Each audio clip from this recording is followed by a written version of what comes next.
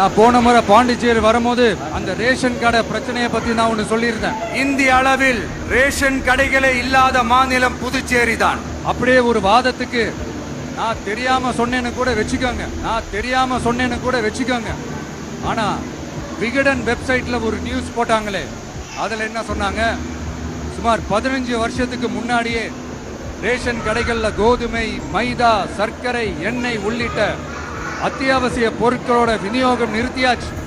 சிகப்பு அட்டைக்கு 20 கிலோ, மஞ்சள் நிற அட்டைக்கு 10 கிலோன்னு அரிசி மட்டும் இலவசமா வழங்கப்பட்டு வந்துச்சு.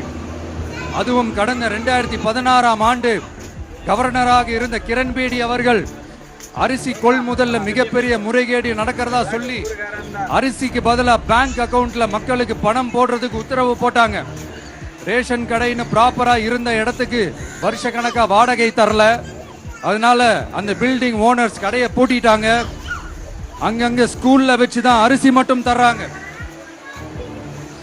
அது கூட இப்பதான் கொஞ்ச காலமா தர்றாங்க. அதை விட இன்னொன்னும் சொல்லி இருந்தாங்க, ரேஷன் கடை ஊழியர்களுக்கு 5 வருஷமா சம்பளமும் தரலன்னு சொல்லி இருந்தாங்க. விஜய் தெரியாம சொன்னாருன்னு மினிஸ்டர்ஸ்ல இருந்து கவர்மெண்ட்ல இருக்கிறவங்க எல்லாரும் சொன்னாங்கல்ல. இப்போ